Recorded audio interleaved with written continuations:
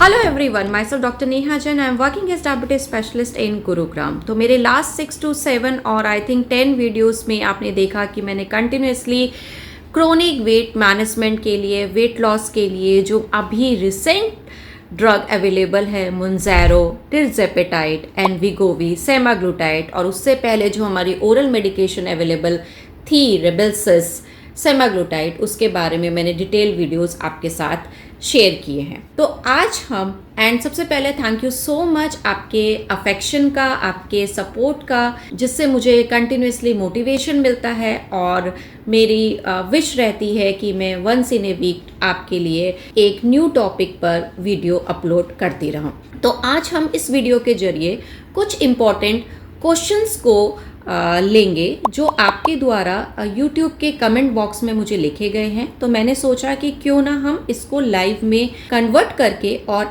इन questions को हम discuss करते हैं, ताकि आपकी भी सारी क्वेरीज जो है वो डील हो सकेंगी। ठीक है, तो फर्स्ट क्वेश्चन पूछा गया है कि क्या थायराइड वाले वेट लॉस मेडिसिन ले सकते हैं।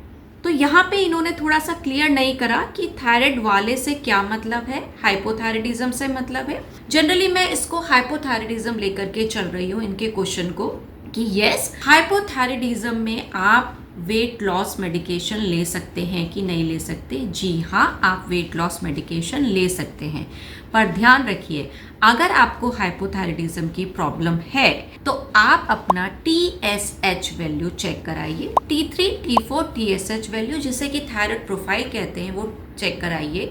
अगर वो प्रॉपर है, TSH वैल्यू आपका विद इन रेंज है, T3, T4 वैल्यू भी विद इन रेंज है, तो आप एक यूथायराइड के स्टेज में हैं, आप थायराइड की मेडिसिन ले रहे हैं, पर कोई दिक्कत नहीं है।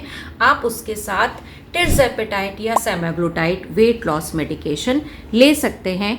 Hypothyroidism is not a contraindication for chronic wait loss medication. Thank you. And जो सेकंड क्वेश्चन अब मैं इसका इसी वेट लॉस मेडिसिन में जो मेरे पास आया उसको लूँगी। The patient is asking, ma'am, I have remove my gall bladder and I have thyroid and blood pressure, my weight is 150, can I take Mounjaro injection. तो इन्होंने लिखा है कि इनका जो गॉल ब्लैडर है वो रिमूव हो गया है। इनको again they have mention thyroid problem, it is looking like they are suffering from hypothyroidism. So hypothyroidism की प्रॉब्लम है एंड वेट की प्रॉब्लम है एंड ब्लड प्रेशर भी हाइपरटेंसिव है, तो इनको मोन्ज़ेरो इंजेक्शन क्या दिया जा सकता है। तो मैं बता दूं कि गाइडलाइन बोलती है कि यस, इन ऑल सिचुएशंस में जिसमें कि आपको कॉन्ट्राइंडिकेशन क्या है, आपको पैनक्रेटाइटिस नहीं होनी चाहिए, कॉलीसिस्टाइटिस नहीं होनी चाहिए, आपको मेडुलरी कार्सिनोमा ऑफ थायराइड नहीं होना चाहिए। इसके अलावा अगर हाइपरटेंशन है, डिसलिपिडीमिया है, डायबिटीज़ है, वेट अगर आपका 27 kg पर मीटर स्क्वायर से ज़्यादा और कोई एक कोमॉर्बिड सिचुएशन है, या 30 kg पर मीटर स्क्वायर से अगर आपका BMI ज़्यादा है, तो आप आइडियल कैंडिडेट बन जाते हैं मोन्ज़ेरो के लिए या फिर वीगोवी के लिए। तो जो इन्होंने मेरे को क्वेश्चन पूछा, इनका गॉल ब्लैडर रिमूव हो चुका है, पर गॉल ब्लैडर रिमूवल यानी cholecystectomy is not a contraindication for Mounjaro और वीगोवी। आपको ये ड्रग दी जा सकती है, बट आपको अपने डॉक्टर से प्लीज़ एक बार कंसल्ट करना डेफिनेटली ज़रूर होगा। अब ये जो थर्ड इम्पॉर्टेंट क्वेश्चन मेरे सामने आया है, ये थोड़ा सा जनरलाइज्ड क्वेश्चन है and they are asking any side effect. So basically they are asking any side effect of the weight loss medication, mainly tirzepatide, Mounjaro और रेबेल्सिस, सेमाग्लूटाइड और वीगोवी, सेमाग्लूटाइड।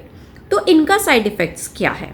मेरे लास्ट वीडियोस में मैंने काफ़ी वीडियोस में side effects को बताए हैं, थोड़ा सा अभी हम डिस्कस कर लेते हैं कि इन ड्रग्स के साइड इफ़ेक्ट मेनली हमारी गैस्ट्रो इंटेस्टाइनल, हमारी जो डाइजेस्टिव सिस्टम है उससे रिलेटेड साइड इफ़ेक्ट्स होते हैं। उसमें most important nausea, vomiting, diarrhoea, constipation और एक आपको फुलनेस की फीलिंग रहती है। और आप ध्यान रखिए, इनिशियल स्टेज में जब मेडिसिन इंट्रोड्यूस की जाती है या जब मेडिसिन को टाइट्रेट किया जाता है, लो डोज से हाई डोज पे ले जाया जाता है, तब ये साइड इफ़ेक्ट आपको ज़्यादा फील होते हैं।